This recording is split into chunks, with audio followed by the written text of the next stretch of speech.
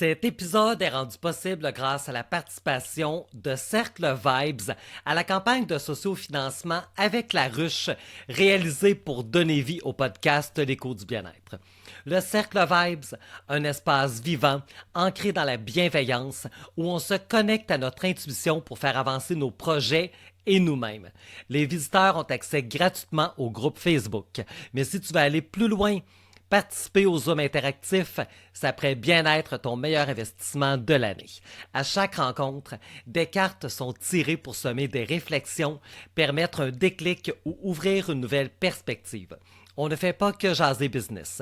On s'aligne avec l'humain derrière l'entreprise parce que c'est lui qui porte la vibration. On s'écoute, on partage, on évolue. On ressort avec un élan, une clarté, une propulsion. Parce qu'au final, on se souvient surtout des gens avec qui on a connecté. Le Cercle Vibes, c'est plus qu'un groupe. C'est une communauté où chaque idée compte et où ton énergie peut faire des étincelles. Rejoins le Cercle Vibes et viens connecter avec impact. Bienvenue au podcast L'écho du bien-être. Cette semaine, on va bien sûr parler de bien-être en entreprise, mais de façon quelque peu différente. Parce qu'on entend souvent parler d'initiatives ponctuelles, un atelier bien-être par ici, un atelier par là, mais la vraie question c'est comment créer quelque chose qui dure dans le temps? Comment passer d'actions isolées à une véritable structure de bien-être durable, intégrée au quotidien des employés et à la culture de l'entreprise? Pour en discuter, je reçois cette semaine Jean-François Beauchamp, kinésiologue et fondateur de Kinoption, qui lui-même est investi depuis plusieurs années dans la santé et le bien-être au travail. Dans cet épisode, on va d'abord explorer comment bâtir une approche solide et cohérente en entreprise. Ensuite, on va plonger dans du concret avec des exemples d'organisations qui ont réussi à intégrer le bien-être de façon durable et surtout l'impact que cela a eu sur leurs équipes. Et finalement, on va prendre un moment pour mieux comprendre ce que Jean-François offre lui-même au niveau des entreprises qui souhaitent augmenter leur niveau de bien-être et la santé de leurs équipes. Une discussion à la fois stratégique, inspirante et très terrée. Je vous souhaite une très bonne écoute.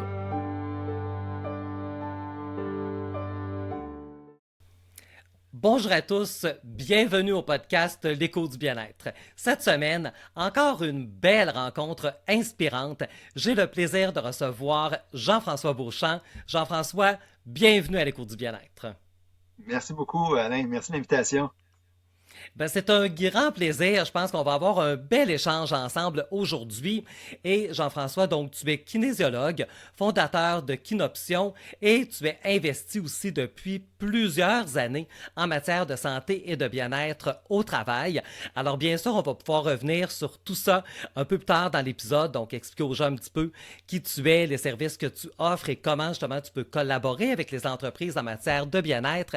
Mais pour commencer, j'aimerais beaucoup qu'on aborde ensemble un sujet, je pense, qui est extrêmement important, soit le bien-être durable en entreprise. Parce que lorsqu'on met en place une stratégie, c'est sûr qu'on va avoir quelque chose qui est porteur, on va avoir quelque chose qui dure dans le temps. Alors, je te demanderais, Jean-François, pour commencer, donc lorsqu'on parle de bien-être durable, qu'est-ce qu'on entend concrètement? Oui, c'est une bonne question. Puis c'est important de définir, puis ensuite d'aborder quelques facteurs de succès. En fait, au sein de Cohésion SP, là, on fait beaucoup la promotion de la santé mieux-être au travail. Puis à la base, on dit une personne qui est en bonne santé, c'est pas juste en bonne santé physique. Oui, c'est un élément qui est important, mais aussi l'aspect santé mentale, donc être bien dans sa tête, être bien aussi dans son équipe de travail, donc l'aspect social. Et de plus en plus aussi, on parle de sens au travail. D'avoir un pourquoi qui est clair, un sentiment d'appartenance, qu'est-ce qu'on fait, c'est aligné avec nos valeurs. Donc tout ça, ça fait en sorte que on se sent bien au travail, donc ça fait partie de la santé, mieux-être au travail. Donc ça, on peut dire, c'est une définition qu'on emploie, nous, au sein de Cohésion SP. Et pour répondre aussi terminer ma réponse par rapport à ta question, mais qu'est-ce qui est important? Pour mettre en place, par où commencer? Souvent, hein, on se pose la question-là, par où commencer? On a des bonnes intentions, on comprend le pourquoi que c'est important, mais ça part de la direction. Ça prend un engagement de la direction. Ça va vraiment faciliter la démarche. Donc ça, c'est la première étape. Deuxième élément, c'est un travail d'équipe. Faut pas qu'il y ait une seule personne dans l'organisation, qui tient ce projet-là. C'est pas impossible. J'ai vu avec de plus petites organisations, mais l'implication de tout le monde. Direction, gestionnaire, employés, s'il y a des syndicats, ça c'est important.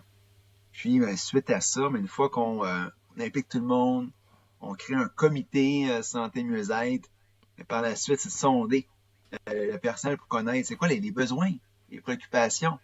Et ça va par la suite l'aider à ce qu'on mette des interventions en place qui répondent vraiment aux besoins du personnel.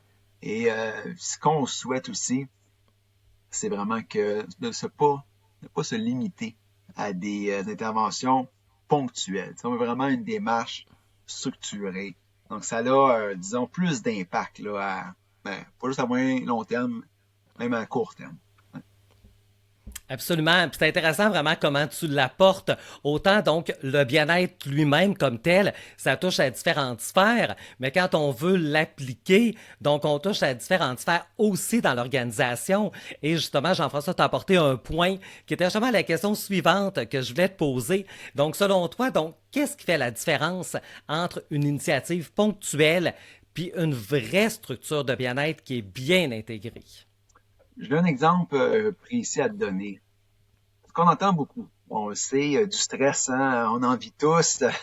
Et il y a beaucoup d'organisations qui décident de dire, OK, ben là, nos employés, on remarque qu'ils sont stressés. OK, ben on va organiser une conférence. Comment mieux gérer son stress? C'est pas mauvais en soi. L'idée est bonne, tu sais. Par contre, l'effet, quand même, risque d'être quand même assez limité. Surtout si l'organisation ne se pose pas la question suivante, tu sais, comment qu'on peut organiser le travail pour réduire le stress. Donc, tu sais, au niveau des pratiques de gestion, il y a vraiment de quoi à faire pour justement diminuer ce stress-là. On ne va pas l'éliminer, hein, on le sait, lorsque le stress, on a besoin de certaine façon, on peut mieux gérer. Mais ça, c'est un exemple. C'est une initiative ponctuelle versus une démarche structurée qu'on met en place là, des initiatives. Et surtout quand on touche aux pratiques de gestion, mais ça a vraiment un impact. C'est par exemple de former les gestionnaires, de contribuer au développement professionnel de son équipe, créer des environnements là, qui sont sains, sécuritaires. Bref, il y a plusieurs éléments pour vraiment, là, et ça va vraiment avoir un impact au sein de l'équipe. Absolument. Donc, si je comprends bien, dans le fond, c'est de ne pas avoir seulement qu'une activité, mais c'est de comprendre peut-être préalablement pourquoi on la met en place. Est-ce qu'elle répond réellement peut-être aux besoins qu'on a? Donc, dans le fond, c'est d'avoir peut-être des activités, des initiatives qui sont en cohérence avec des besoins réels. Et après l'activité, donc, est-ce qu'il y a une partie aussi qui doit s'appeler des suivis? Donc, c'est quoi la suite? Tu sais, mais là, tu parles de la conférence, ben ça, je trouve ça intéressant. Je pense qu'on peut quand même apporter des bons trucs, des bons conseils, mais après ça, après la conférence, qu'est-ce qui doit exister encore justement dans cette structure-là? Quelle doit être la suite de ça? Ben, suite à l'intervention, faut pas oublier, des fois, c'est pas tellement long de le faire, mais il y en a quand même plusieurs qui l'oublient. Faut demander le feedback des participants. C'est probablement savoir, OK, est-ce que le monde a participé? Si ça a participé au taux de participation, mais on dit, OK, mais ça répondait à un besoin, mais aussi le taux de satisfaction. Donc, oui, ça peut se faire via sondage, mais tu sais, de vive voix, là, de poser la question, puis on peut avoir du feedback intéressant. Est-ce que ça répond aux attentes? Donc, ça, c'est intéressant parce que parfois, surtout si on veut mettre en place une autre intervention dans la prochaine année en lien, disons, avec cette thématique-là. Et si on veut rejoindre un maximum de gens qui répondent aux besoins, il faut demander justement le feedback, si ça fait bien, ça répond à leurs attentes.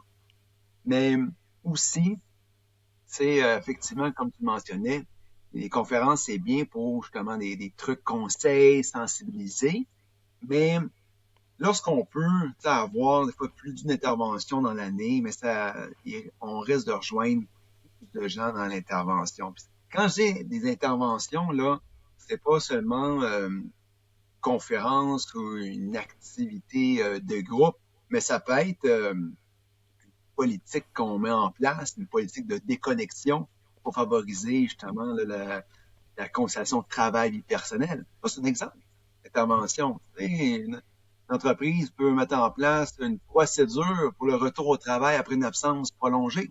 C'est un exemple. Ça n'a pas besoin d'être nécessairement une activité physique de groupe, conférence ou donc le fait de varier, on va rejoindre aussi plus de gens, mais on revient à ce qu'on a dit tantôt. C'est important que ça réponde à un besoin. Faut pas se fier nécessairement à une initiative qu'on a vue ailleurs. On dit, ah, c'est intéressant, ça a bien fonctionné, c'est sûr que ça va fonctionner pour nous. Pas nécessairement. Il faut quand même valider avant. Oui, tout à fait. Donc, dans le fond, si on met en place une activité, mais sans qu'il y ait la structure justement qu'il y a autour, donc dans le fond, ça demeure une activité tout simplement. Alors Ouais. que nous, c'est pas ce qu'on veut, justement. Tu sais, on va avoir quelque chose qui est vraiment porteur. Et justement, tantôt, tu as parlé de comité santé bien-être. Est-ce que tu penses qu'aujourd'hui, en 2026, c'est vraiment quelque chose qui est requis, qui devrait avoir, parce que c'est pas toutes les entreprises qui ont ça? Est-ce que tu penses C'est que ça vrai. devrait vraiment devenir une base dans toutes les entreprises? Oui, ben, parce que ce que j'ai vu, OK, et je vais aller avec les organisations, des fois des petites organisations, 15, 20, parfois même 25 personnes. Quand le projet, là, santé mieux-être, là, est sur les épaules d'une seule personne, là, c'est à risque. C'est à risque qu'à un moment donné, si cette personne-là est surchargée, que là, ce projet-là, malheureusement, mais on met certains projets sur la glace. Mais j'ai aussi vu des fois qu'il y avait une seule personne responsable du projet. Et si jamais cette personne-là quitte l'organisation, mais qui prend le relais. Et des fois, ça tombe en deux chaises. Puis j'ai déjà vu des fois une organisation qui nous a contactés un an après, on n'a pas de nouvelles, puis on a appris que c'est à cause que la personne avait quitté, puis voici la nouvelle personne. Donc, ça, c'est un élément, mais aussi, si on veut rejoindre un maximum de gens, ça prend un comité qui est représentatif. Donc, pas juste, par exemple, quatre personnes du même département, qui ont les mêmes intérêts. C'est important qu'il y ait une belle représentativité. Et on conseille, selon la taille de l'organisation, entre 3 jusqu'à 8 personnes dans un comité. Donc mais le comité ne se rencontre pas à chaque semaine. On peut rassurer, on conseille de 4 rencontres par année, mais ça va faire une différence. Si on veut que le programme qu'on met en place là, perdure, mais c'est un facteur de succès, là, vraiment. Oui, absolument. Je trouve ça vraiment, vraiment intéressant parce que, comme je disais, c'est sûr que c'est pas partout qu'on en retrouve. Puis je pense qu'effectivement, de pouvoir avoir une belle structure comme ça dans l'entreprise, comme tu dis, qui est représentative aussi hein, de l'ensemble des gens qui sont là, ben je pense que ça peut avoir un effet vraiment très, très, très porteur. Et dis-moi, dans les entreprises, toi, que tu vois justement qui mettent en place des stratégies, c'est quoi les erreurs les plus communes? Ben, je te parle d'erreurs, mais est-ce que des choses, parfois, tu te dis, ça, c'est sûr que quand on voit que ça se passe de telle façon, ben, on sait que ça n'amènera pas nécessairement les résultats. Est-ce qu'il y a des erreurs qui sont fréquentes dans la mise en place de structures comme celle-là? Ben, le premier élément qui me vient en tête, qu'on voit quand même souvent, c'est les organisateurs qui prennent pas le temps de sonder. Ça, on le voit quand même souvent et il suffit sur, comme je mentionnais tantôt, une initiative qu'on veut ailleurs, qu'on le met en place.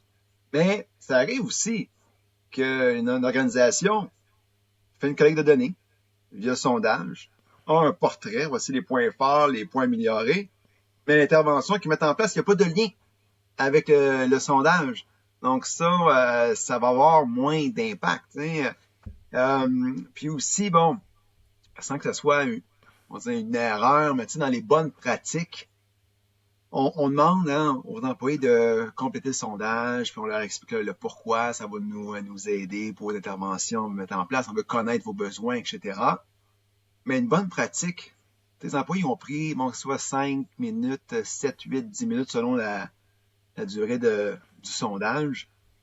Mais c'est important de faire un suivi aussi auprès des employés. Ils ont pris le temps, ils veulent savoir quelques semaines après ou dans 2, 3 mois, Mais OK, on a fait un sondage, on l'a complété. Qu'est-ce qu'il y en est? Donc ça, on a le choix. Tu sais, une organisation peut partager tu sais, un résumé des résultats lors d'une rencontre ou via un autre canal de communication. Mais ça, je sais pas comment l'appeler, c'est erreur ou on va dire une bonne pratique, c'est de bien communiquer. Donc ça, c'est sûr, c'est qu'est-ce que je remarque. Puis au tout début là, au tout début de notre entrevue, tu sais, je te mentionnais que l'engagement de la direction, ça part de là. Donc c'est sûr que sans que ça soit une erreur, tu sais, quelqu'un qui y croit, et que la haute direction n'y croit pas, ça, c'est quand même bien qu'elle trouve des alliés et qu'elle mette en place, ou qu'elle essaie de mettre en place des interventions. Mais quand même, c'est tout dans le processus, ça, c'est de trouver des bons arguments, montrer quelques chiffres à notre direction pour avoir leur accord, leur engagement. Ça va vraiment là, faciliter le tout. Oui, c'est vrai que les chiffres, hein, c'est tout le temps un très, très bon Oui. indicateur. Puis c'est quelque chose qui est souvent demandé et avec raison aussi. Puis ça me fait penser à quelque chose, justement, lorsque tu parles de chiffres.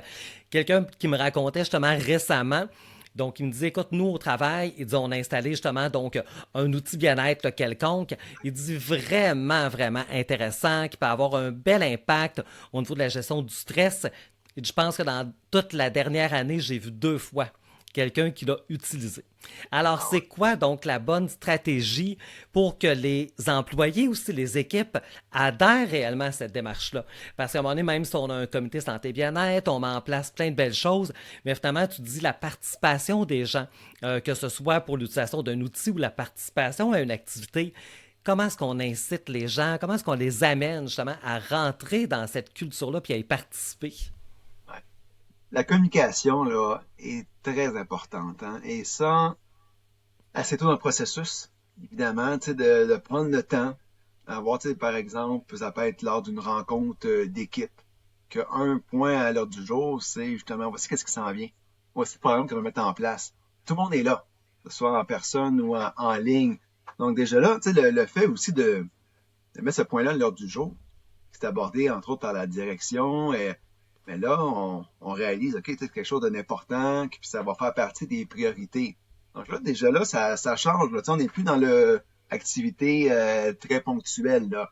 Donc ça, c'est un élément.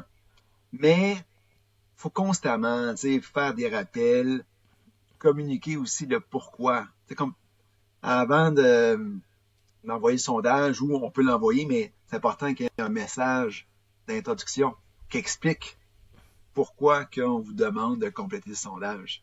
Et là, au moins, tu sais, les employés comprennent le pourquoi ils vont prendre le temps. Donc, c'est vraiment hein, dans chacune des étapes, c'est primordial, mais aussi pour qu'ils se sentent impliqués.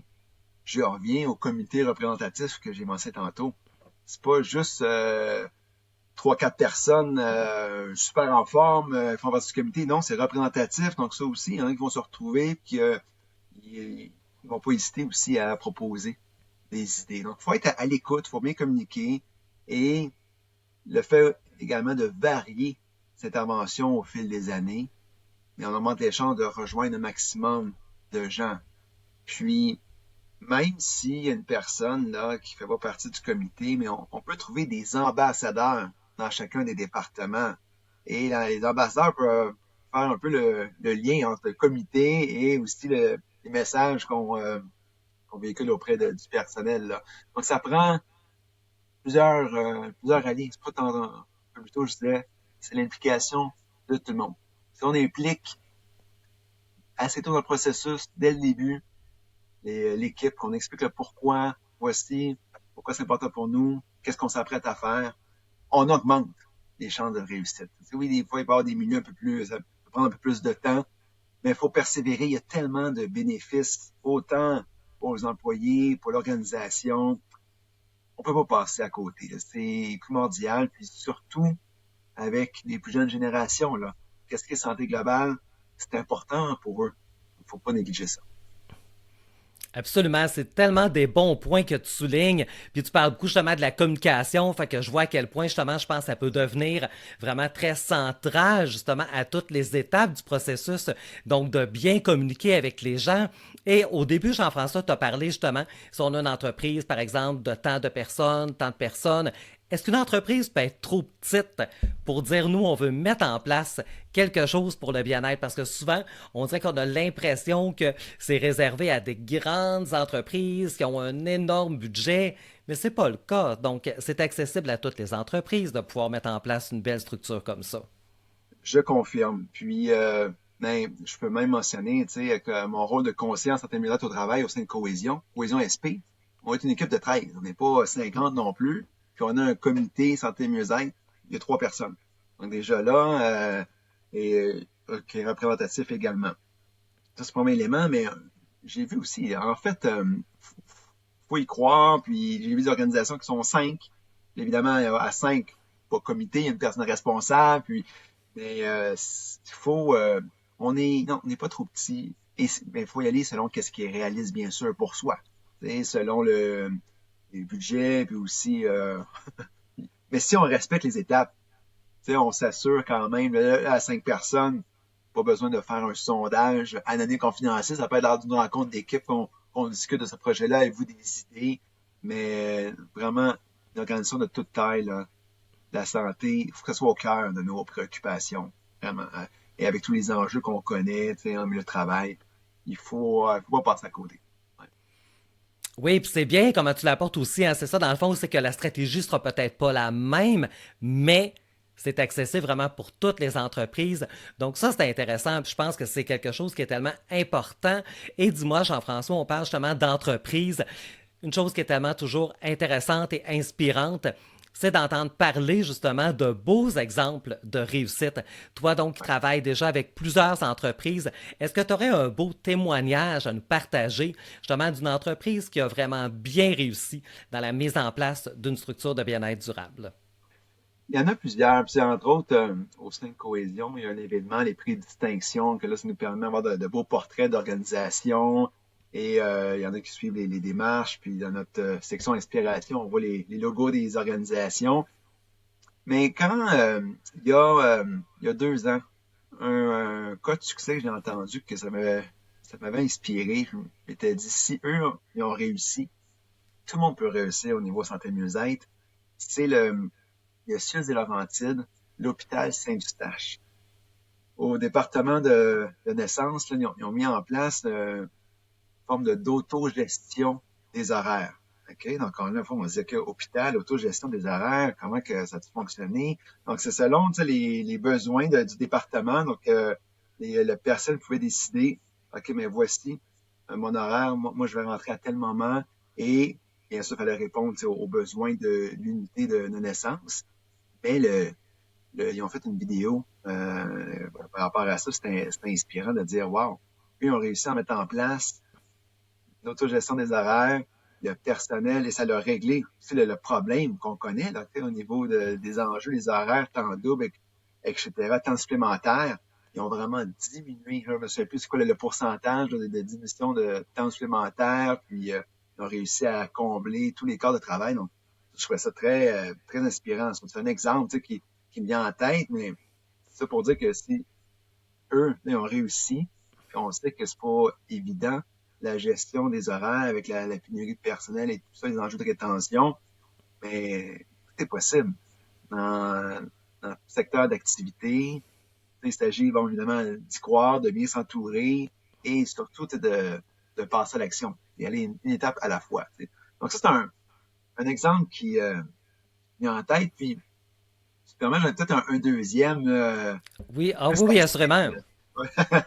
plus axé, on va dire, activité physique, défis sportifs, que je suis kinésiologue de formation. Puis en 2018, là, ça, je trouvais ça intéressant parce que j'ai recroisé une de mes personnes de contact il y a quelques mois. Et 2018, Maison Usinée Côté, entreprise en Lanaudière à Saint-Lin-Laurentide. Eux, ils ont décidé que pour leur équipe, ils ont lancé l'invitation. Si vous veulent participer à un défi de course à relais, des relais de 5 km qu'on fait en 24 heures, inscrivez-vous. Il y a 23 personnes qui se sont inscrite au défi 24 heures. Donc, on courait 2 jours comme demi. Moi, je faisais partie de l'équipe des coachs, puis j'organisais le défi. Et qu'est-ce qui est bien? Parmi les 23, mais il y avait de tous les niveaux. Oui, il y avait du monde très en forme, mais il y a des gens qui ont vu ça comme une opportunité. Ils disaient, wow, mon employeur me paye cette expérience-là, ce défi. C'est une motivation pour moi pour commencer à m'entraîner ou retrouver la forme. Et l'aspect, hein, l'actif physique, puis là, et tout ce qui est défi, c'est rassembleur. Puis moi, j'ai une image en tête, tu sais, une personne qui avait commencé à courir grâce à ce défi-là, grâce à l'engagement de la direction par rapport à ça. Et je me souviens d'un relais, une personne-là, en fait, là, elle courait 0 km, et après quelques mois d'entraînement, elle a réussi à faire un 5 fois 5 km en 24 heures. Ben, ça, c'est une belle réussite. Là, je parle de cette personne-là, mais l'esprit d'équipe, l'encouragement, je me souviens quand elle est revenue d'un relais, les applaudissements, tu sais, les encouragements de ses collègues. T'sais, quand tu reviens après un défi comme ça, tu reviens le lundi matin là, au travail, là, ça change quoi dans l'équipe, on s'entend. Là, tu ne peux plus tes collègues de la même façon. Donc, ça, c'est un autre exemple de dire, là, c'est plus un exemple d'accès physique, mais selon aussi les parcours, des parcours inspirants. Puis, ça qui est intéressant, tu sais, j'encourage aussi les organisations à justement faire découvrir leur initiative, tu sais, leur programme pour inspirer plusieurs autres organisations. Et voilà, comme ça, mais on veut contribuer, hein, tu sais, au sein de Cohésion, on mentionne, on va faire du Québec un modèle en santé au travail. Pour ça, on cherche toujours des fois des inspirations, des idées, des témoignages. Donc, c'est 2 exemples qui me viennent en tête, Alain. Ben, c'est vraiment deux beaux exemples. Puis ce que je trouve intéressant dans ces exemples-là, c'est qu'ils sont complètement Oui, différents. Mais ils apportent quand même, hein, les mêmes résultats dans le sens justement qu'on on va favoriser justement la cohésion, on va favoriser justement les liens entre les gens. Veut pas, ça a beaucoup de bénéfices. Alors c'est vraiment oui. inspirant d'entendre ces deux belles histoires-là. Et justement, Jean-François, toi, tu offres tes services dans les entreprises. Alors, est-ce que tu peux nous parler un petit peu plus concrètement? Donc, comment toi, tu accompagnes les entreprises dans leur démarche de bien-être?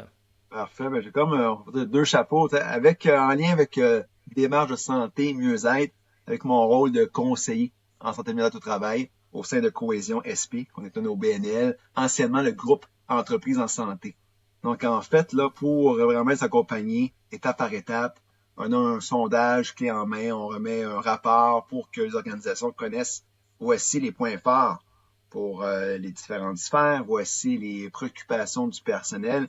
Et suite à ce rapport-là, ben, l'organisation, le comité, a un beau portrait et ça les aide en fait à dire que voici la suite, voici l'intervention, les interventions qu'on va mettre en place au cours de la prochaine année.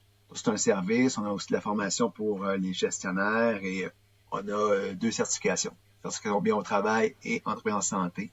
Donc ça, c'est au niveau de mon rôle de conseiller santé et bien-être au travail. Et sinon, avec mon chapeau de kinésiologue pour animer des activités, tantôt je parlais des sportifs ou des conférences pour, entre autres, là, encourager le personnel à prendre soin d'eux, entre autres en intégrant l'activité physique à leur mode de vie. Ça peut être des team building actifs, donc ça aussi, c'est quelques activités là où qu'on bouge. Donc ça, c'est d'autres choses que j'anime là avec mon entreprise qui est une option. Je collabore aussi avec d'autres kinésiologues pour m'aider avec différents mandats. Donc, c'est mes deux chapeaux. Ben, c'est deux très beaux chapeaux. J'en vois ça vraiment intéressant parce que j'ai aimé beaucoup dans ce que tu as apporté. En fait, c'est que tu disais justement que vous prenez le temps d'évaluer les besoins. Vous n'arrivez pas avec une structure qui est déjà toute faite d'avance, puis vous dites, ben nous, c'est comme ça que ça fonctionne, on applique. Vous prenez le temps d'y aller entreprise par entreprise, de dresser le portrait, les besoins, pour avoir une structure qui répond donc à ces besoins-là. Ça fait Tout toute la à différence. Oui, vraiment. Puis on s'adapte. Puis même pour le sondage, on a 4 sphères. Il y a la sphère études de vie, la sphère travail, vie personnelle, la conciliation.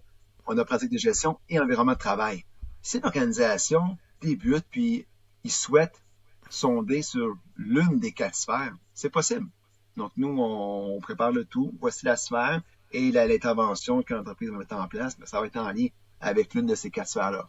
Donc, ça, c'est effectivement, nous, on est là pour, on s'adapte, on est des alliés pour les organisations, mais vraiment, on respecte là, d'où qu'ils partent. Tout le monde part à des niveaux différents selon qu'est-ce qui est réaliste. Mais l'important, puis on le mentionne, souvent on remet à plus tard, on sait, on a des semaines bien chargées, mais si elle est étape par étape, puis le fait d'être accompagné, ça l'aide aussi.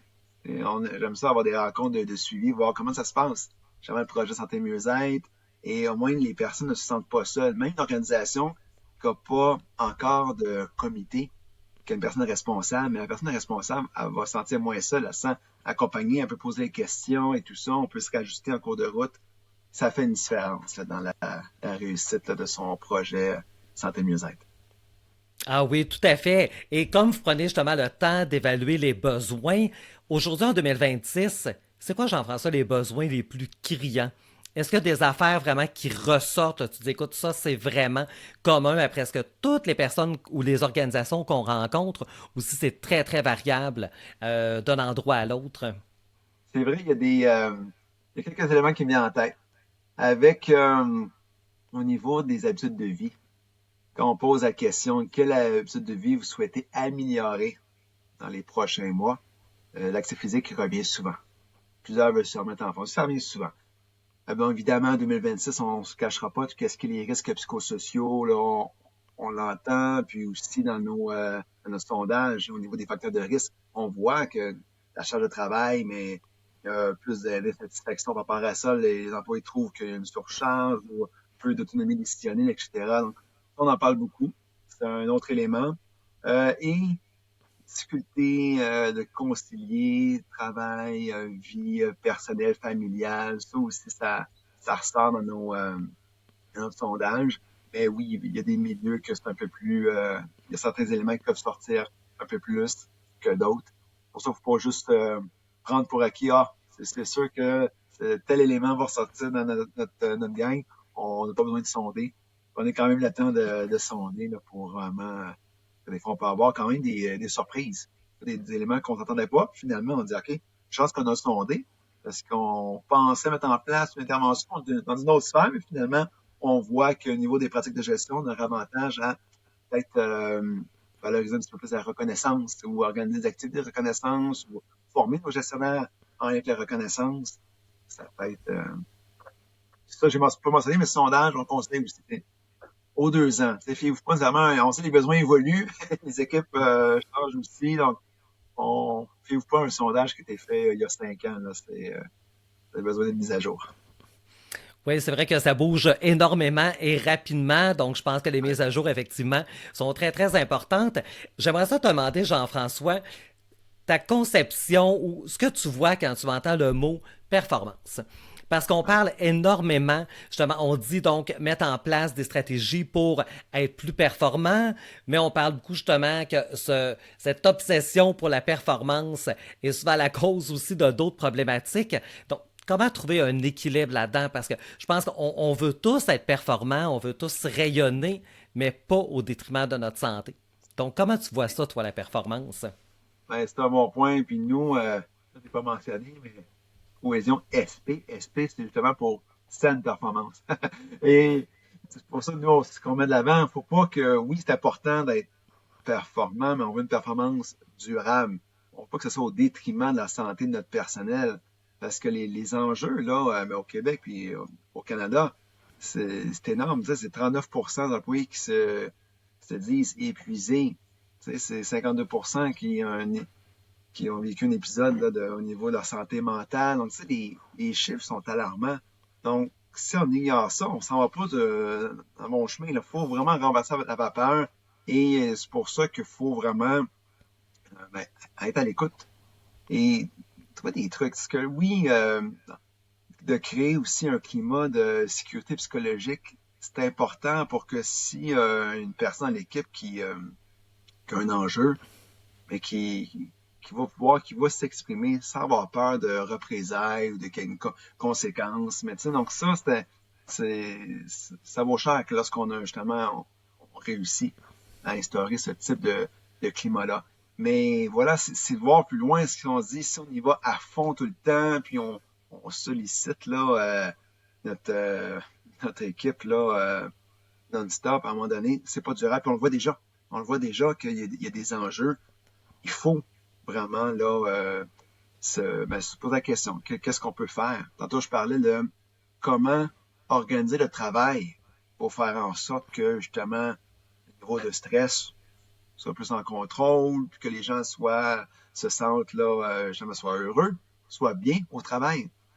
C'est pour ça qu'il faut se poser la question. Puis c'est comme ça qu'on va justement s'assurer là, il va y avoir des bénéfices pour l'organisation. Moins d'absentéisme, parce qu'on sait que l'absentéisme, ça manque dans plusieurs domaines, entre autres aussi, beaucoup dans l'éducation. La rétention du personnel, c'est un élément important. On veut que les gens soient créatifs, on veut qu'il y ait un bel esprit d'équipe, etc. Donc pour ça, mais faut pas être à fond tout le temps, c'est pas durable. Donc c'est pour ça une saine performance, il faut pas que ce soit au détriment de la santé du personnel. Donc, je comprends bien. Alors, le mot performance, on ne doit plus le dissocier justement du mot saine. Je pense que ça va vraiment très, très bien ensemble. Et si Jean-François, demain matin, donc, là, tous les gens là, qui vont t'avoir écouté vont dire, OK, oui, là, on doit justement faire appel à des ressources pour mettre en place justement une stratégie un petit peu comme on a énuméré depuis tout à l'heure. Donc, qu'est-ce qui va se passer? Comment tu vois l'entreprise de l'avenir si vraiment on met en place partout justement des belles stratégies comme celle-là? Comment tu vois l'entreprise de demain? L'entreprise idéale pour toi, ça va être quoi? Oui, mais l'entreprise idéale, là, c'est vraiment, tu sais, ces temps-ci, on voit que il y a beaucoup, les gestionnaires sont débordés, les RH aussi, c'est pas sain. Il y a beaucoup de milieux qui sont pas sains présentement. Et d'y aller étape par étape, surtout avec les bonnes intentions, de bien s'entourer, comme je mentionnais tantôt, mais ça va faire en sorte que justement, juste de poser la question au personnel, là, es-tu bien au travail?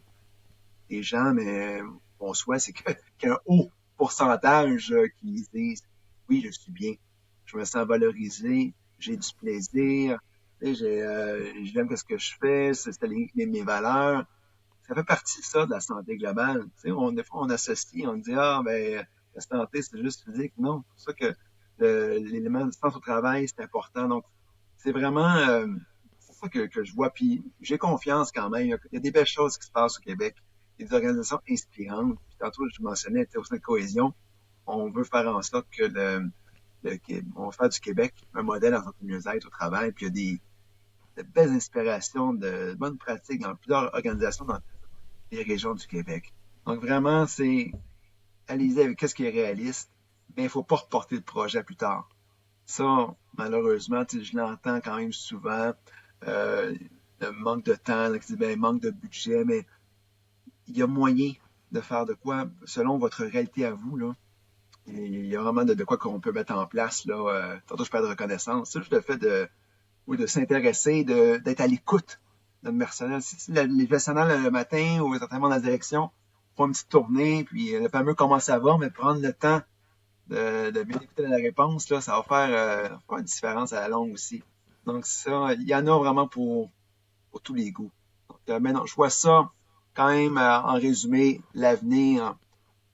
Je suis un gars positif de nature, mais je vois ça. Mais par contre, il y a quand même il y a un gros travail à faire, on se le cachera pas. Beaucoup de sensibilisation à faire. Mais faut bien s'entourer. On sait, les athlètes olympiques, là, ils font pas ça tout seuls, là. Ils sont au sommet pour progresser, pour s'améliorer, ils sont bien entourés. Un peu la même chose. Savez votre projet en mieux-être, là, faites pas ça tout seul. Faut bien s'entourer. Demandez de l'aide aussi à l'externe. Ça va vraiment faciliter. Et vous allez voir, tu sais, vous commencez dès maintenant, mais il va y avoir un beau chemin parcouru, là, d'ici la fin de l'année, dans les prochaines années, là, définitivement. Surtout en suivant différents facteurs de succès, là. Ouais. Oui, tout à fait. C'est vraiment beau ce que tu m'apportes. J'aime vraiment ça. Puis j'aime beaucoup justement ton caractère positif. Puis je pense que c'est essentiel justement de le voir comme ça. Si on va apporter justement ce beau vent de changement-là. Et selon toi, parce que c'est sûr que si on regarde la réalité de l'entreprise aujourd'hui, ben, il y a beaucoup de choses qui ont changé dans les dernières années. Les employés qui sont sur place, les employés qui travaillent à distance. Est-ce que tu penses que ça a un impact important justement au niveau de la mise en place de structures bien-être parce que les gens qui sont à distance, on doit en tenir compte au même titre que ceux qui sont sur place. OK. Alors, comment est-ce qu'on peut naviguer justement dans cette réalité-là qui apporte beaucoup, beaucoup justement de différences au niveau des structures? Ouais, puis ça va continuer d'évoluer, hein. On sait qu'il y en a qui Oui, après ils faisaient du télétravail, ou qui allaient au bureau 2 jours par semaine, ça remonte à 3. Ça va encore bouger dans la prochaine année et les prochaines années. Mais c'est un bon point parce que quand on parle de santé et mieux-être au travail, on doit impliquer tout le monde. Donc, ça inclut des gens qui sont en temps plein de travail ou 4 jours semaine, au même titre qu'une personne qui est 5 jours au travail. Donc, ça, c'est un point important, mais il faut pas aussi donc impliquer tout le monde. Tantôt, je reviens à mon comité représentatif. Si dans votre réalité, il y a des départements, des personnes qui sont 100% en télétravail, mais il faut quand même demander leur avis. Ils ne sont pas dans le comité, mais ils peuvent quand même partager de bonnes idées. Mais c'est pas juste pour les gens en télétravail. Un élément, là, la solitude, c'est au Québec, c'est une personne sur 5 qui se sent seule. Et ce n'est pas seulement des gens en télétravail. Ça inclut en présentiel. Là. Ça, c'est une statistique que entendue à Global Watch. Donc, c'est un élément, on reste en plus pour prendre soin de notre monde, puis d'être à l'écoute de tout le monde. Donc, oui, des fois, le fameux comment ça va, ça peut être des fois un peu plus facile en présentiel, mais quand même de trouver des façons de votre côté, même pour les personnes en télétravail, pour avant de débuter ou avant d'enchaîner trop de rencontres. Ça aussi, hein, j'entends beaucoup des rencontres, c'est une après l'autre, pas de transition. Tu sais, il y a quand même une charge mentale importante. Donc, ça revient, je répète encore une fois, mais c'est de bien organiser le travail pour qu'autant les gens présentiels quand ils travaillent mais se sentent bien. C'est de communiquer, d'être à l'écoute, de, de connaître les besoins. Mais, et pour finir par rapport à ça, un autre, tantôt je mentionnais de varier les activités, les interventions. Donc, ça pourrait arriver une organisation qui a autant des gens en présentiel, en télétravail, hybride ou autre, là, mais d'offrir plus ou d'organiser plus d'une intervention, puis avoir une intervention qui c'est plus qui peut se faire en ligne. Tu sais, prenons l'exemple de qu'est-ce qui me vient en tête, puis qu'on parle un peu de mouvement de tantôt, ça peut être des pauses actives en ligne, mais et il peut y avoir d'autres choses, une autre intervention pour les gens présentiels, mais il peut y avoir, lorsqu'on parle d'une procédure de retour au travail après une absence prolongée, ça touche tout le monde. Et c'est important aussi que les gens soient au courant des fois de telle politique, telle procédure, dont on doit faire des rappels. Mais ouais, donc cette question-là va évoluer, hein. C'est le contexte hybride et tout ça, mais et un petit flash que j'ai aussi, c'est important quand même. Tantôt, je parle de sens au travail. Donc, les organisations qui souhaitent voir leur employé davantage en présentiel, mais posez-vous la question quand même. Tu sais, ça va être quoi la valeur ajoutée aujourd'hui en présentiel? Tu sais, les gens, qu'est-ce qui crée un peu de frustration ou d'insatisfaction? C'est de faire le travail que je fais à la maison, je fais la même chose au travail. Donc, par exemple, là, on me force à aller en présentiel. Et, des rencontres, plutôt des rencontres Teams plutôt que des rencontres d'équipe où est-ce qu'on brainstorm, où il y a une activité de reconnaissance. Donc, il faut quand même être créatif là, au niveau de la gestion et de l'organisation de tout ça. Oui, c'est vrai, hein, la créativité, je pense qu'elle a une place vraiment extrêmement importante.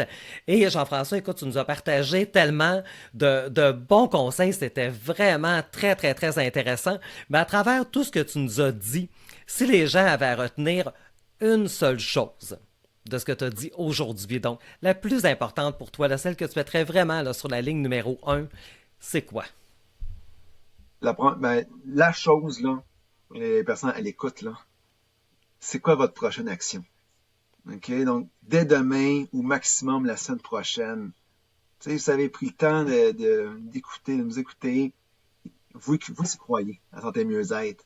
Donc, peu importe votre rôle dans l'organisation, c'est quoi la prochaine étape que vous allez faire? Est-ce que c'est justement de planifier une rencontre avec la direction? Est-ce que c'est de créer un comité? Est-ce que c'est de demander tout de l'aide à l'externe pour justement là, être accompagné, peut-être les choses de notre côté? C'est quoi votre prochaine action? Puis, mais ça, c'est important, c'est pas dans 6 mois.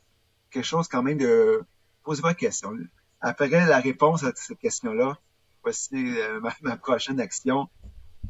Est-ce que vous voyez faire ça? Est-ce que c'est réaliste? Si jamais c'est pas réaliste, changer pour modifier l'action, mais c'est vraiment ça, parce que je vois trop de monde prendre l'information, je trouve ça intéressant. Ah, ben je vais le faire dans 2 mois, le rush va être terminé. Il y aura toujours, on sait, du travail, des dossiers, il y en aura toujours pour faire de la place à ce projet-là. Mais on parle pas, c'est pas un 10 heures par semaine, là.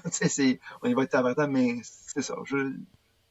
Le premier élément qui m'est venu en tête, c'est, je pose la question, là, c'est quoi votre prochaine étape? Et peu importe ce que vous allez choisir, mais c'est justement un pas dans la bonne direction. On va, et voilà, c'est mon conseil que je donne, que je vous donne. Ben, c'est un excellent conseil, Jean-François, vraiment inspirant. Je pense que les gens vont vraiment le retenir. En tout cas, moi, je vais m'en souvenir assurément.